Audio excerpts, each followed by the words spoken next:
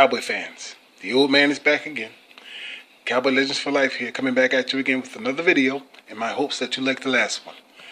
And I want to point out something here. You know, I made just some digging in my stats, like you know me, your stats, and I was doing this for a few days. And I got very deep into it, instinctive. What do you say it? Pretty. I'm using the word, but I'm losing it right now. But I just want to say I got deep into this stat in terms of coaching staff ability, coaching ability. But right now, I was so disgusted after I did the stat, down to the wins, to percentages and everything, that I was so disgusted with it in terms of the last 10 seasons, basically, that I decided to just go keep it basic. And that is with Jason Garrett. Wins and losses, and that sort of thing, okay? And that's it. But right now, I'm going to do that. Right now, I'm going to do it some other time. I'll break it down some other time. Right now, it just made me angry. So, but I will just say this, okay? Right now, with our coaching staff, all right? You could put any coaching staff in there with this team. This is what we have now in terms of this talent, all right? Hire someone. Keep Jason Garrett or whoever, all right? But if you keep it in a philosophy, a run-first team, and we keep it in terms of a play-action pass RPO philosophy, plan on the field. Okay, we can win no matter who's the head coach right here. Okay, but when you step out of that to be something that you're not, even in the Romo era age, which we were doing all along, okay, we're going to lose. Primarily, most of the time, we're going to lose, and that's exactly what's transpired here in the last basically 10 seasons. Okay, because we're talking 9 seasons here with Garrett. All right. So that's what got me angry, because I know people are saying that it's not the coaching, it is absolutely the coaching and the style of coaching and the play that you put on the field that does not reflect your team. Even in the offense, in terms of the front line protection, this is the first time we've gone into a double tight end set. Long time. We're doing it like we're using it in terms of we're using it in terms of more often than we've ever did in the past, because we only had basically a one tight end set that was with Witten for many years, but it worked a little bit into that term, okay? But this right here, when I'm talking about when you're using a double tight end set, this thing works. And I don't understand why they didn't implement this before, because even though Jason Witten was a great percentage player in terms of catching the ball, we all know that, but he was slow. He was a good blocker, but he was slow off that block coming off for the catch. Understand? If we had a double tight end set and making that threat as well with Zeke in the backfield, man, they could have did some real damage. Anyway, the point I'm trying to make here is this: as long as they stick to a run-first philosophy, Jason Garrett and Scott Linehan, all right, which I call Jason Gutless, okay, he's developed his name. I'm gonna keep it, okay, and Scott Shittenhand. All right, these two coaches. But as long as they stay into a run-first philosophy, as long as they cut Dak loose and allow him the playbook to use on his own a lot of times. You don't have to do it all the time, okay? There's going to be some tight situations. But I'm saying is that if you let Dak do his thing, play action, RPOs, if you do that on a run-first philosophy, you're going to beat the hell out of these teams out here.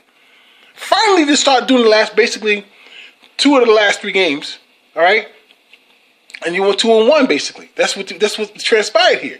So I don't understand why Shittenhand, okay, and Gutless decided they want them a Norm Van Brocklin in the backfield. I don't understand why they want them a Kenny Stabler in the backfield. You understand? When they have a Vic, Starback, another one, the guy from Minnesota, long ago back in the 60s and 70s. I forgot his name right now, but it'll come to me.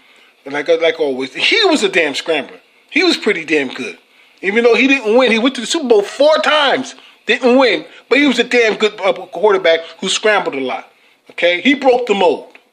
And so what I'm saying is that, oh my God, I can't believe this guy, I forget his name. But the point I'm trying to make is that during this time, in Jason Garrett's era, he had Romo. I'm talking about when he took over, he had Romo as his quarterback. And the waste that he did with this talent that he had with Romo, okay? Because don't tell me about they didn't have no defense, okay? Because during the 2006, 7, 8, okay? Basically, when you talk about his full season, 7, 8, 9, Romo had a defense that was ranked 9th. Ranked 9th for 3-4 straight years. So don't give me the shit that he didn't have any defense. Don't give me the shit he had no running back. He had the terror. He had a bruiser named Brock Marion. Okay, and not only Marion, okay, was there. They had James later on, who was a pretty good running back, even though he was a scat back and basically uses a fullback or running back style. But he was basically a scat back. He turned out to be that way. But they had a good running game. Go check his go check his stats. He had like almost 200-yard games numerous times. All right, he had a 200-yard game once and had 200-yard games numerous times. So don't tell me he didn't have any running backs. Now I'm not saying that he's the cause of the problems. A lot of the problems they got into was because of Romo, but great deal of it was because of coaching.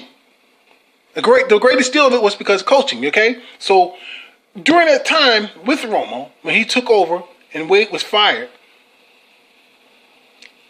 Jason Gutless was 45-41.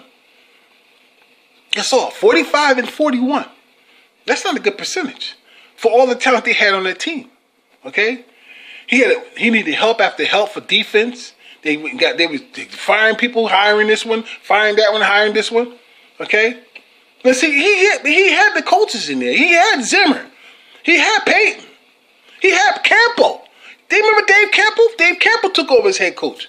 But Dave Campbell, at the time he did, the team was so damn gutted, okay, that he didn't have time to try to build the team that he wanted to because he wanted the yes man. So the general manager Jones, okay, did all these bad trades, all these damn bad picks, okay, drafts and stuff, and was trading the picks away to get this person and that person who was failing on the field. And you can't blame Campbell. Campbell's one of the greatest coaches the Cowboys have ever had. Period. Campbell was one of the greatest coaches the Cowboys ever had. And then you had to go get Bill Parcells, who was unquestionably one of the greatest of all time. Unquestionably. Because he took numerous teams, including the Giants, who had nothing, and turned them into something. With so-so quarterbacks and so-so running backs, and won Super Bowls. Got to Super Bowls with other teams. You understand? And he rebuilt that Dallas team to a winner again. And that's what Jason Garrett took over. Him and Wade took over. That's amazing. Okay, and you think about what he had under his team. Belichick, he had Zimmer, he had Peyton, he had all these people in the past. This man was incredible builder, and he was a motivator. Okay, and he wasn't scared of nobody. That's what I loved about him. He put them. If he had T.O. and he had Des Bryant, they would all be sitting on the bench kissing his ass, scared as hell of him. Okay, because he wouldn't allow them to do what Jason Garrett or Jason Gutless let them do. Okay, Jason Gutless wasn't shit. He ain't shit now. But he's okay, coach.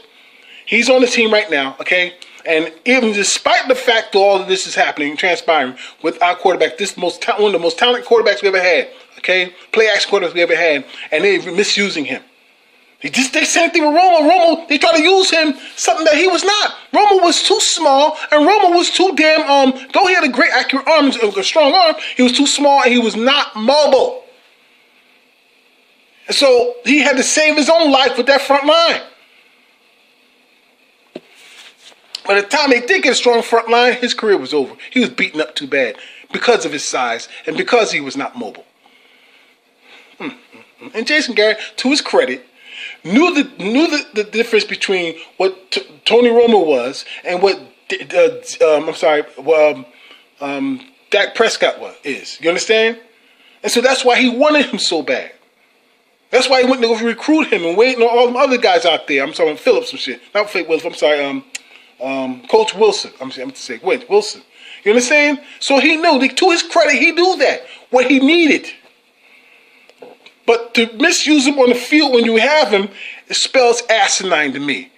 All right, and you know his coaching style has become cowardly, so that's why I'm giving him Coach Gutless from here on out until he wins. All right, but until then, we can still win what we have with these two miserable ass offensive coaches. Okay, because as long as they stick with the running game, make it the primary attack like they always did during the Jimmy Johnson's era. Okay. And Staubach's era. Make that primary attack the running game, and then you play action. You play action pass to that from RPOs as well. You're going to win. With that defense, you're going to win because you're going to score. No matter what type of receivers you have. I'm telling you, as long as he get open somehow, and Dax be able to, Dax has to play better though. He has to play much better than he was doing early in the season. That was due, I'm telling you right now, that was due to his ass sitting on the sideline and during preseason with that idiot general manager, jackass, who told him they don't play Zeke and don't play him for the rest of the way. We got it. No problem. I'm Coach Jones, and I know what I'm doing. Listen, tell me any place you go to in terms of a job, plant, or wherever you go to. I don't care if it's sports or whatever. And tell me what general manager do you know that's 76 years old and counting that's still fucking general managing? Nobody but an asshole. Right? So this is what we have. Okay? So anyway, we have that. So what I'm saying to you is that, but when he had Dak as his quarterback, he's 25-13. Even in the midst of all this bullshit that he caused himself, Mr. Coach Garrett.